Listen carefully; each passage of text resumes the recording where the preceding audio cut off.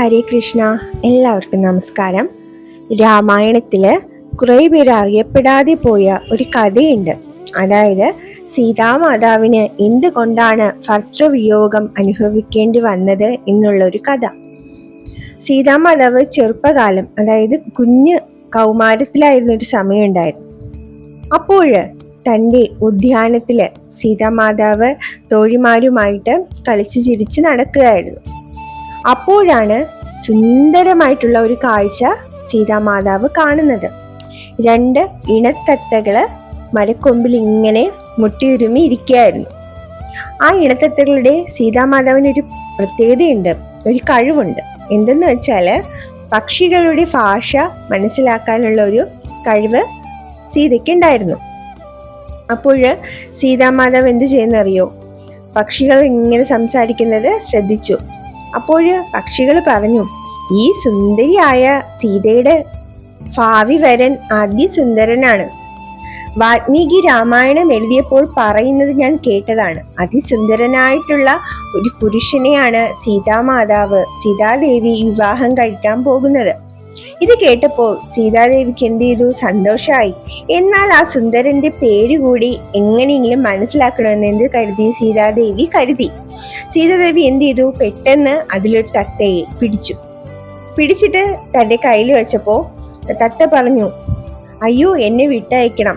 അപ്പോൾ സീതാദേവി പറഞ്ഞു, നീ പറയൂ, എന്റെ ഭാവി വരൻ ആരാണെന്ന് പേര് പറയൂ എന്ന് പറഞ്ഞു. അപ്പോൾ തത്ത പറഞ്ഞു, അയ്യോ, പേരൊന്നും നമ്മൾ ആരും കേട്ടില്ല കേട്ടോ, വിട്ടയക്കണേ എന്ന് പറഞ്ഞ് തത്ത ഇങ്ങനെ കലഞ്ഞു.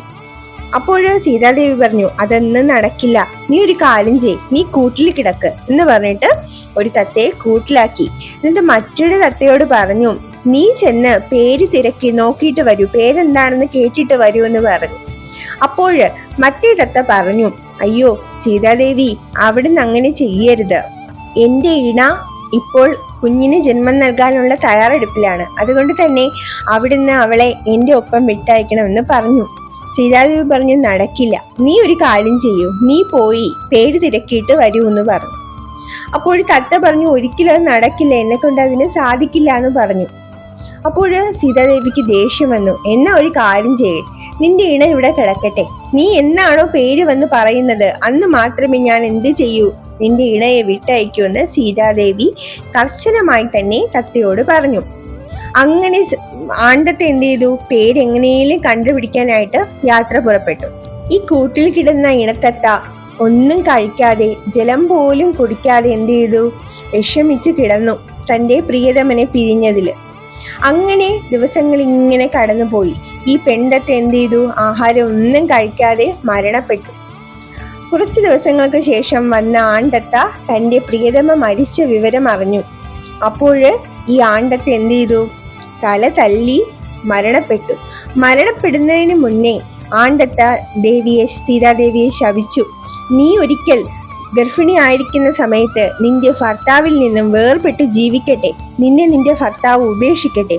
ഭഗവാനെ, ഇവളെ ഭർത്താവ് ഉപേക്ഷിക്കാനായിട്ട് ഞാൻ തന്നെ ഒരു കാരണക്കാരനാവണേ എന്ന് പറഞ്ഞിട്ട് ആണ്ടത്തെ തല തല്ലി അവിടെ തന്നെ മരിച്ചു വീണു.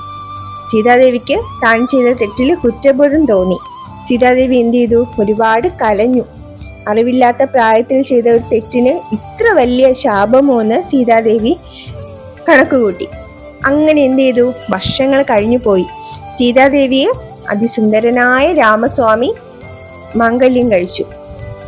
അങ്ങനെ അവരുടെ ജീവിതം സന്തോഷത്തോടെ പോയിക്കൊണ്ടിരിക്കുകയായിരുന്നു. അപ്പോഴൊന്നും സീതാദേവി എന്ത് ചെയ്തില്ല? തത്തയുടെ ശാപം ഒന്നും ഓർത്തതേയില്ല. അങ്ങനെയാണ് രാമായണത്തിലെ പോലെ സീതാദേവിയെ രാവണൻ തട്ടിക്കൊണ്ടു പോകുന്നതും പിന്നെയുള്ള സംഭവങ്ങളെല്ലാം ഉണ്ടാകുന്നതും. അങ്ങനെ കൊട്ടാരത്തിൽ തിരിച്ചെത്തിയ സീതാദേവി എന്തായിരുന്നു? ഗർഭിണിയായിരുന്നു. അപ്പോൾ ആ തത്തയുടെ പുനർജന്മം ആരായിരുന്നെന്ന് അറിയോ? ഒരു അലക്കുകാരൻ.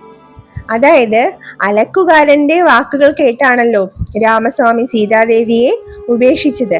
അലക്കുകാരൻ എന്ന് പറയുന്നത് തത്തയുടെ പുനർജന്മമായിരുന്നു.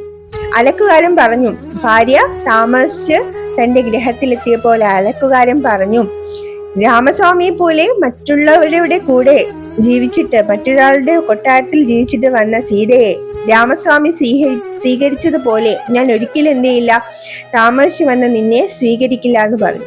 ഇത് രാമസ്വാമി അയച്ച ഒരു ചാരൻ കേൾക്കുകയും കൊട്ടാരത്തിൽ വന്ന് പറയുകയും ചെയ്തു.